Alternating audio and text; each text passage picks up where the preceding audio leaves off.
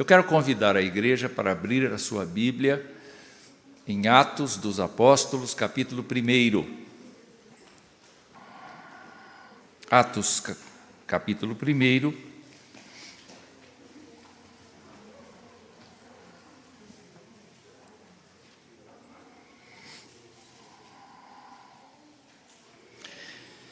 E nós faremos a leitura a partir do verso 6. Verso 6, e diz assim: Então, os que estavam reunidos lhe perguntaram: Senhor, será este o tempo em que restaures o reino a Israel? Respondeu-lhes: Não vos compete conhecer tempos ou épocas que o Pai reservou para a sua exclusiva autoridade. Mas recebereis poder ao descer sobre vós o Espírito Santo, e sereis minhas testemunhas tanto em Jerusalém, como em toda a Judéia e Samaria e até os confins da terra. Ditas estas palavras, foi Jesus elevado às alturas à vista deles, e uma nuvem o encobriu dos seus olhos. E estando eles com os olhos fitos no céu, enquanto Jesus subia, eis que 2 varões vestidos de branco se puseram ao lado deles. E lhes disseram: Varões galileus, por que estáis olhando para as alturas? Esse Jesus que dentre vós foi assunto ao céu, virá do modo como o vistes subir. Nosso Pai, nós estamos gratos ao Senhor pela oportunidade de abrir Tua Palavra e de refletir na Tua Palavra. Nós pedimos que o Senhor nos dê uma graça, a graça de sermos edificados, de sermos renovados na nossa fé, nos nossos propósitos, a graça de continuarmos crendo, aceitando a Tua Palavra como nossa regra de fé e prática, e bendizendo ao Senhor, porque o Senhor é grandioso, insondável, porém é fiel, e pela misericórdia revela aquilo que o Senhor tem na mente para os nossos corações. Então toma-nos nas Tuas mãos e nos fortalece, limpando-nos e enchendo-nos do Espírito Santo. Em nome de Cristo nós oramos. Amém. O reverendo Tales, nosso pastor, segue muito de perto o calendário litúrgico da Igreja Cristã. Ele gosta muito disto. E os irmãos observaram que no nosso boletim de hoje está o relato de Marcos a respeito da ascensão de Jesus Cristo.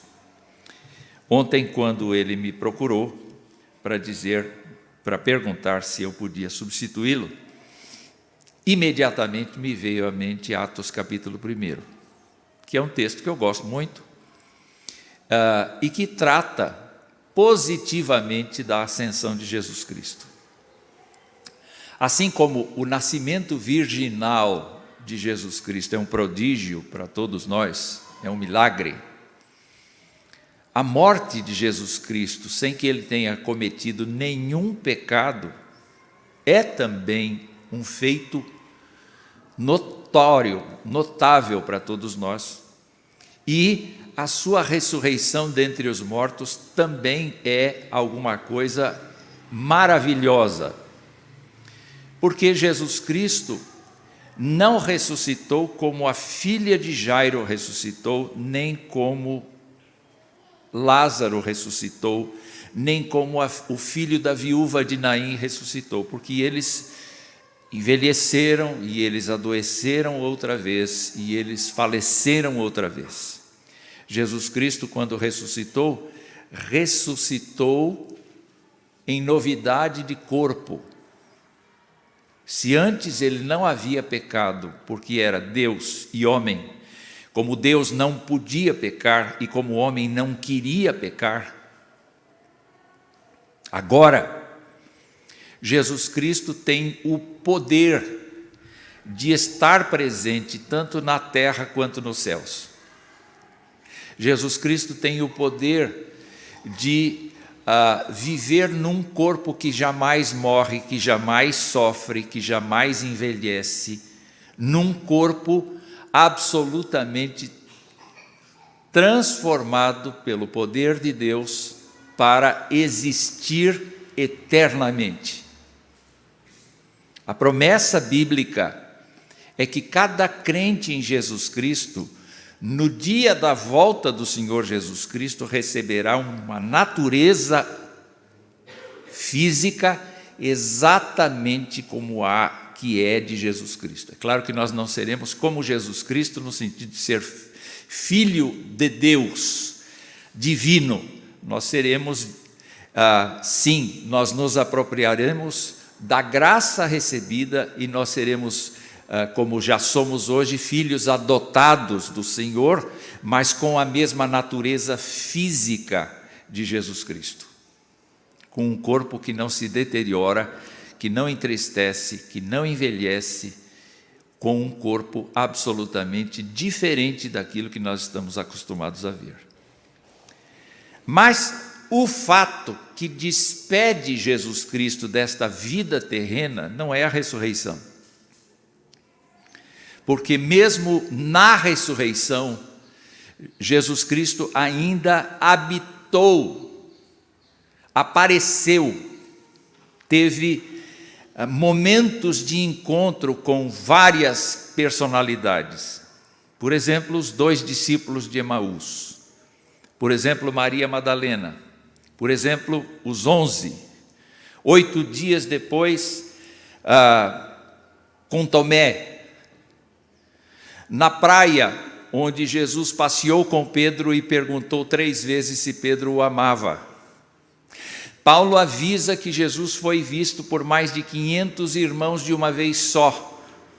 Ou seja, o texto de Atos, o capítulo de número 1, mostra aqui que Jesus Cristo apareceu, no verso 3 do 1º capítulo, ele apareceu durante 40 dias, 1 mês e 10 dias no nosso calendário.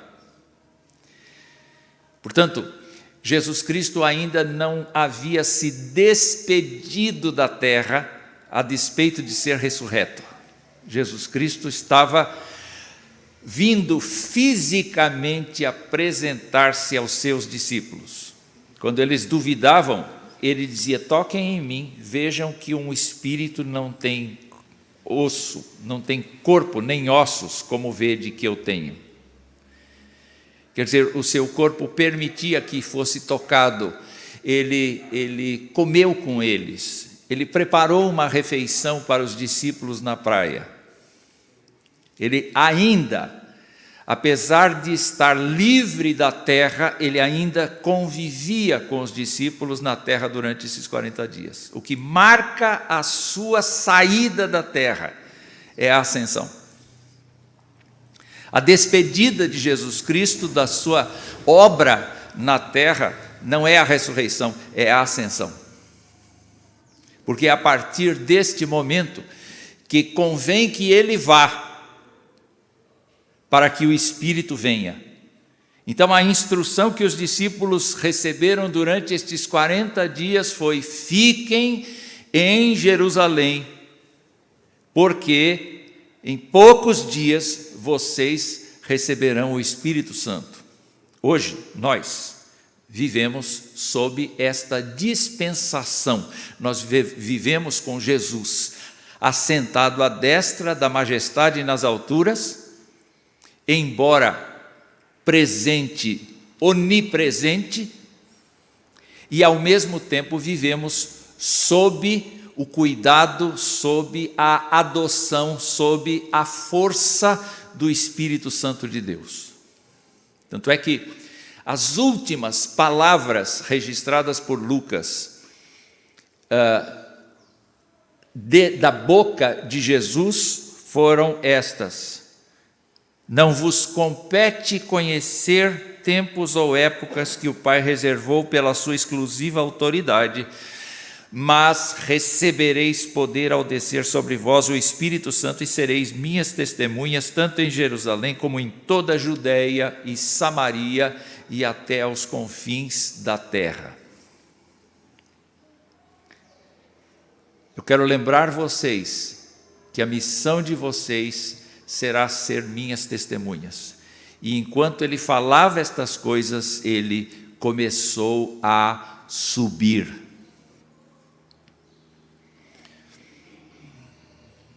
Eu me lembro de Elias, que experimentou algo semelhante, não é igual, é algo semelhante, porque ele foi arrebatado numa carruagem de fogo, diz a Bíblia.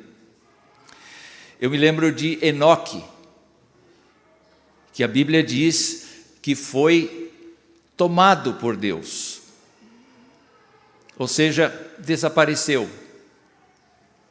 Mas aqui, muito mais do que no tempo de Elias, em que Eliseu presenciou a sua subida aos céus, aqui o seu corpo de apóstolos, o seu corpo de discípulos presenciou esta subida, e ela foi reforçada por 2 anjos que estiveram ao lado desses homens, dizendo: do mesmo jeito que vocês o viram subir agora, ele vai descer.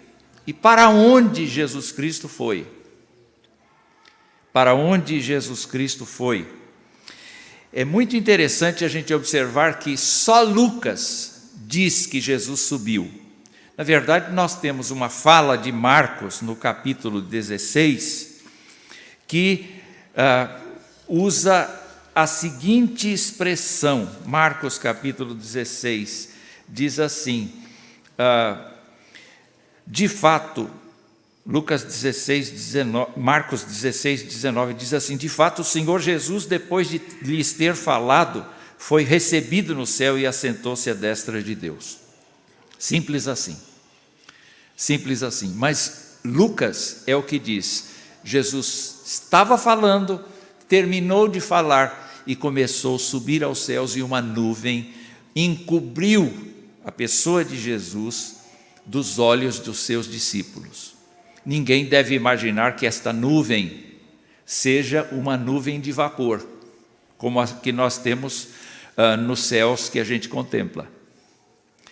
Mas nós devemos fazer referência ao fato de que toda vez que Deus se manifestou de maneira forte, Ele se manifestou por nuvem. Lembram-se quando o tabernáculo foi erguido pela primeira vez? A nuvem chegou e ninguém podia ficar. Não era vapor d'água, era a glória do Senhor. Então, é possível, pelo relato de Lucas, nós imaginarmos que, à medida que Jesus começou a subir, a glória de Deus o abraçou,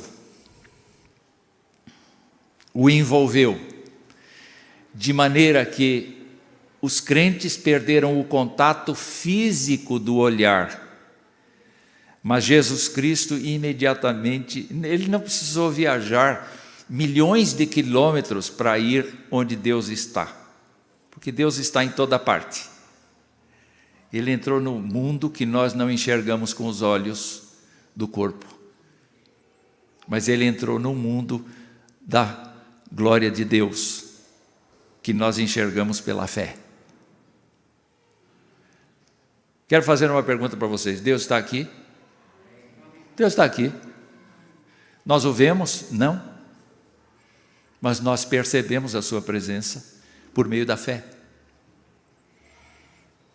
Então nós estamos dentro do reino de Deus, onde Jesus Cristo está sentado num alto e sublime trono à destra da majestade.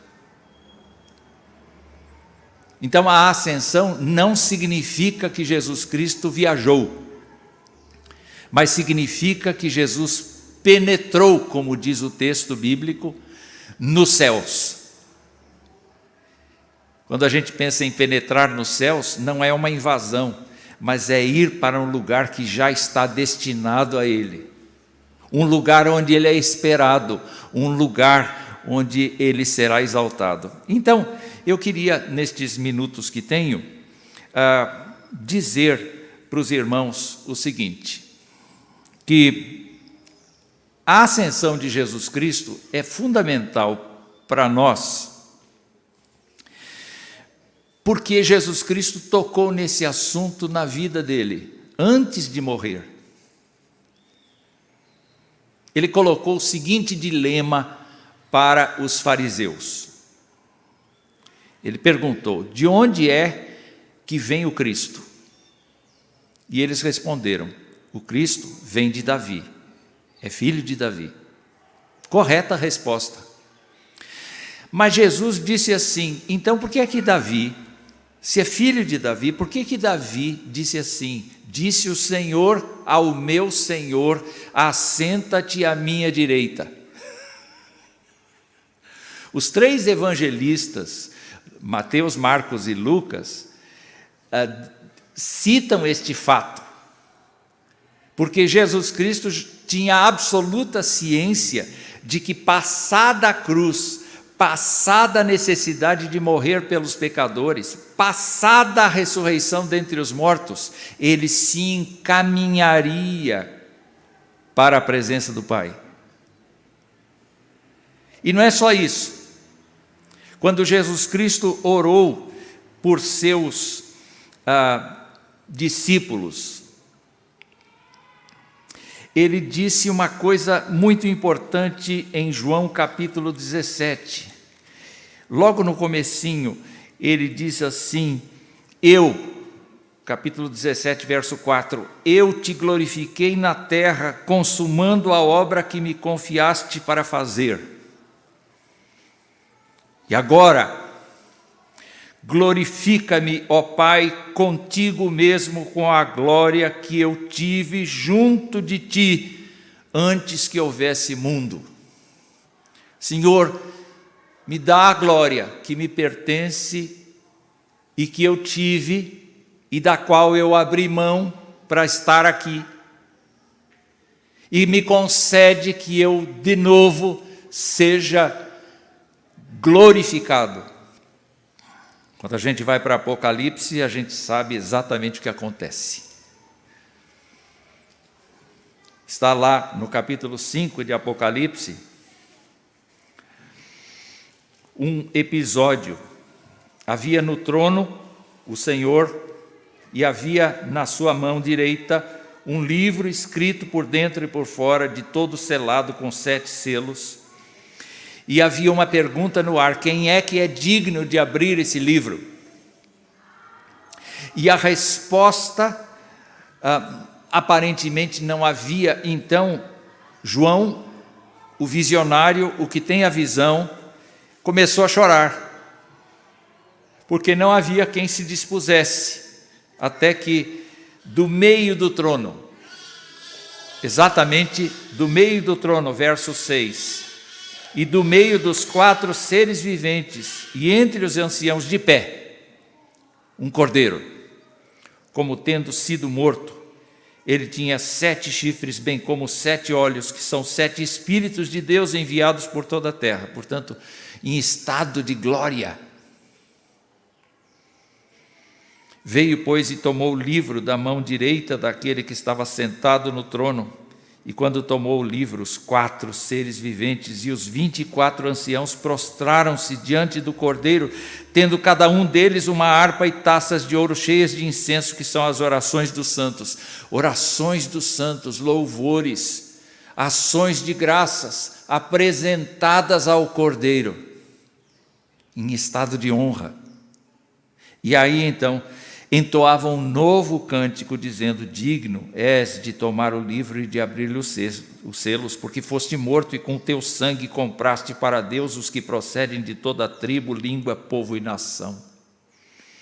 E para o nosso Deus os constituíste reino e sacerdotes, e reinarão sobre a terra. E depois eles proclamavam em grande voz: digno é o Cordeiro que foi morto de receber o poder e riqueza, e sabedoria, e força, e honra, e glória, e louvor. E depois entoavam: àquele que está sentado no trono e ao Cordeiro seja o louvor, a honra, a glória, o domínio pelos séculos dos séculos.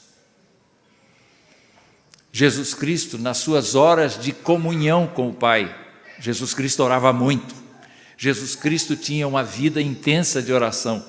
Certamente Jesus Cristo foi se enchendo desta convicção.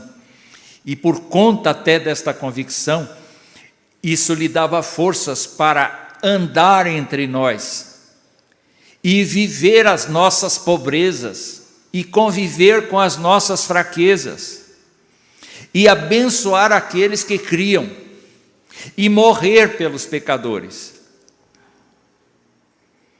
Todas estas coisas estavam crescendo na mente da humanidade de Jesus, porque a sua divindade já sabia disso desde muito.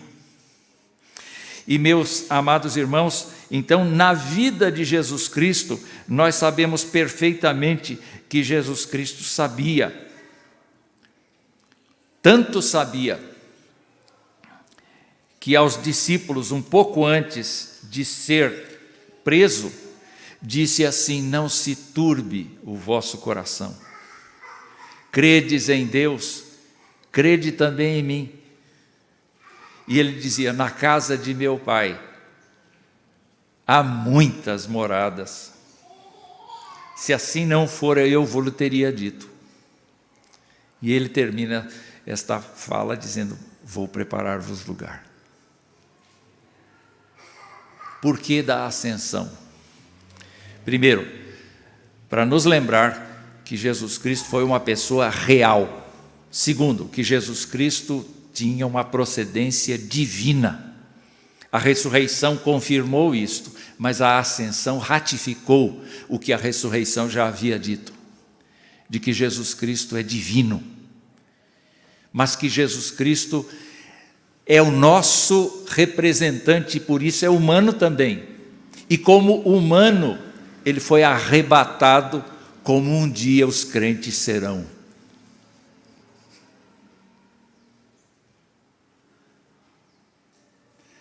Dia desses, eu não vi minha esposa sair da cama, de manhã, eu toquei no lugar dela, estava vazio, e eu perguntei: Esther, você foi arrebatada?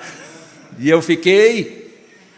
Os crentes têm a esperança de que o que aconteceu com Jesus Cristo vai acontecer com eles. Se eles não morrerem, se eles não forem sepultados, no dia que Jesus Cristo voltar, Paulo esclareceu isso: os que ficarmos vivos, seremos arrebatados juntamente com eles, e nos encontraremos com ele nas nuvens, não na nuvem de vapor, mas na nuvem de glória do Senhor. Que loucura! Só por fé mesmo, porque não é nada lógico. Mas, meus amados irmãos, continuando, depois que Jesus fez referência a todos esses fatos da sua partida, nós podemos ver que os apóstolos assimilaram isso com muita alegria.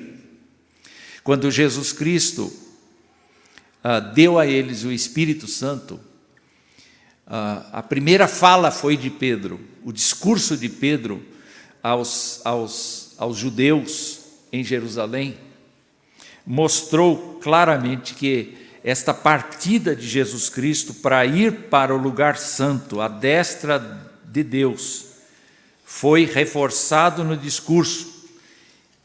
Em Atos, no capítulo 2, no verso de número 33 e no verso 34,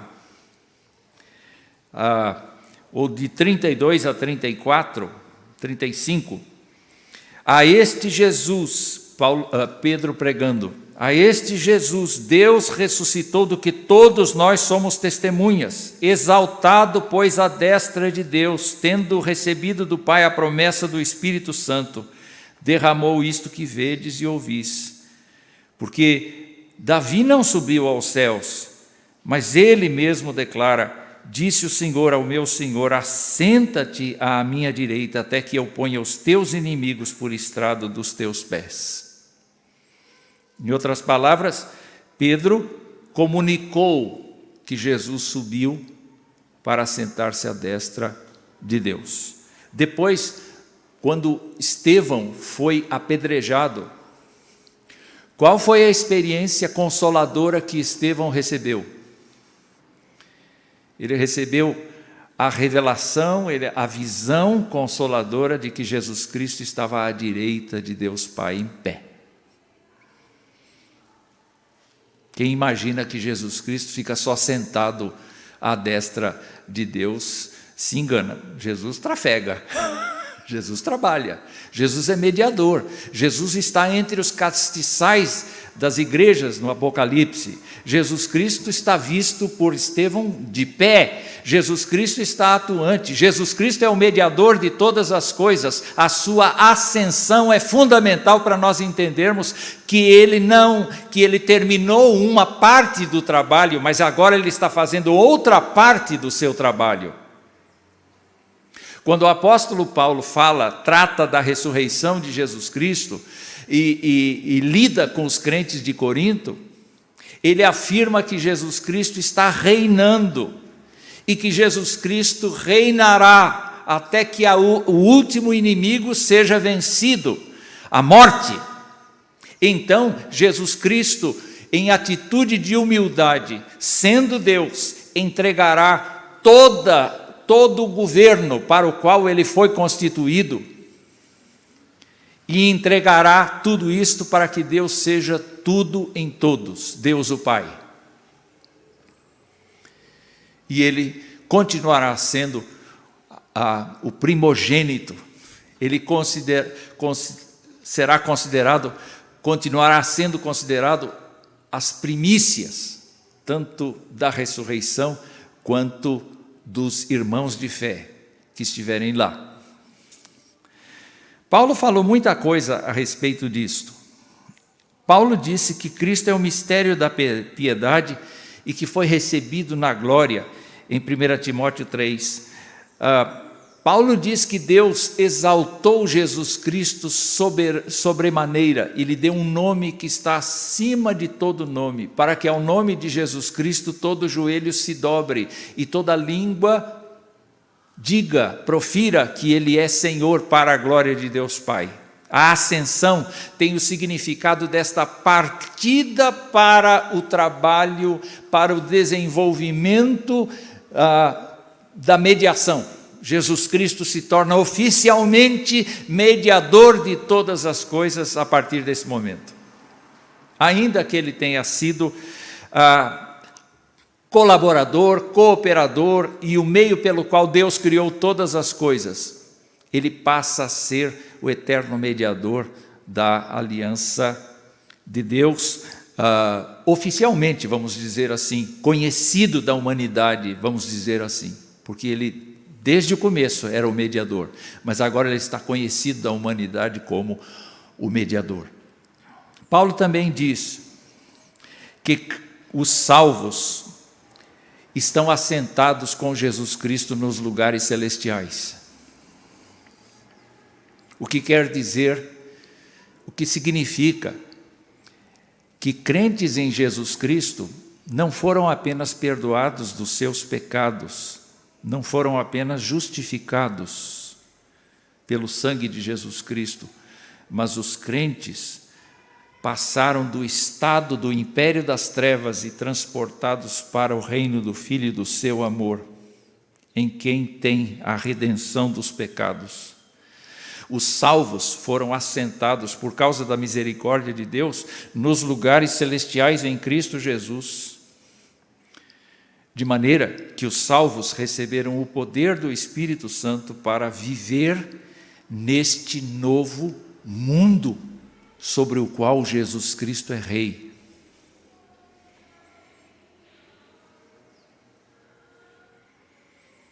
É por isso que pecar contra Deus é um insulto que o crente faz, porque ele já está assentado nos lugares celestiais e ele compartilha da autoridade de Jesus Cristo. É por isso que Paulo tem coragem de dizer: revesti-vos como eleitos de Deus, santos e amados. É por isso que Paulo tem a coragem de dizer: olha, nós fomos sepultados com Cristo no batismo e agora devemos andar em novidade de vida. É por isso que Paulo tem a coragem de dizer: revesti-vos da couraça de Deus para resistir o inimigo. Porque os crentes foram assentados juntamente com Jesus Cristo nesse processo dele se encaminhar para a glória celeste.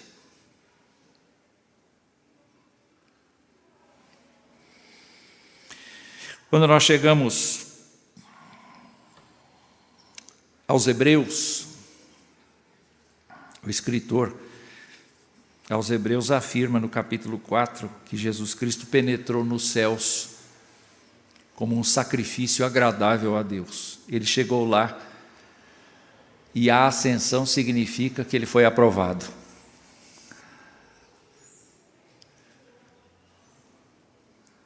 Demonstra que ele foi aprovado.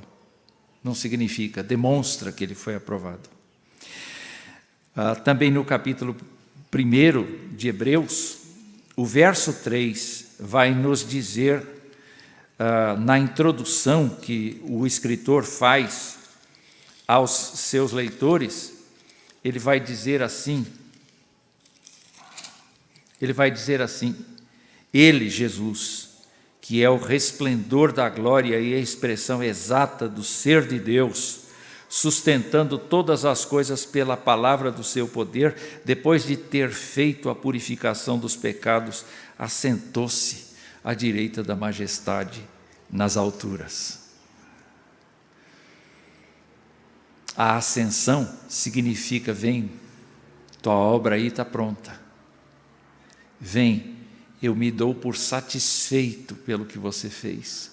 Vem, eu te devolvo a glória e te coloco o nome de Senhor para que você seja absoluto em todas as coisas. É o meu trato com você, disse o pai para o filho. Eu estou imaginando. Mas quando Jesus Cristo fez isso, ele carregou todos os salvos. De maneira que nós somos agora suas testemunhas na terra. Nenhum de nós pode duvidar nem da ressurreição, nem da ascensão. E cada um de nós precisa ser uma testemunha dessas coisas,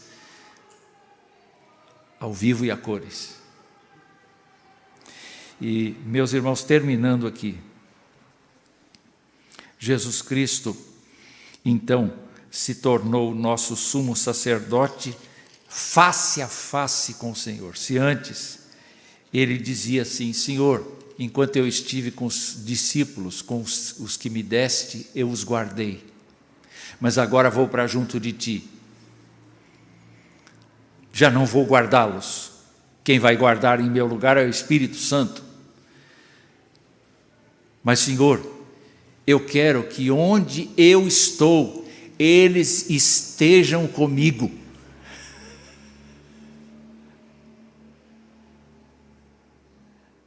Meus irmãos, quando nós abrimos o coração para o Senhor, naquele lugar secreto nosso, em que o nosso coração se interliga com o coração do Senhor, nós já estamos naquele lugar. Mas a promessa não é só essa. A promessa é de que nós estaremos fisicamente com Ele. É por isso que crer na ascensão de Jesus Cristo é fundamental. Mas a ascensão do Senhor Jesus Cristo traz a implicação de nós vivermos para Ele em devoção absoluta. Ele nos deixou fisicamente, mas não nos deixou presencialmente. Ele nos deixou fisicamente, mas Ele nos carregou espiritualmente com Ele para sermos o povo eleito e para agirmos como o povo eleito no nosso cotidiano. enquanto Ele nos dá a esperança da vida eterna, o nosso compromisso hoje é sofrer por Ele, é viver por Ele, é trabalhar com as coisas do alto onde Ele está e negar os efeitos e as tentações do pecado a todo custo. Então, eu espero que Deus nos ajude a ter esperança de que um dia nós estaremos com Ele, porque Ele está vivo. E Ele subiu aos céus e assentou-se à destra da majestade. Isto é um fato real, testemunhado por seus apóstolos. Eu espero que nós tenhamos a convicção de que quando nós partimos desta terra, nós partimos para um lugar que é definitivo. Ainda não é.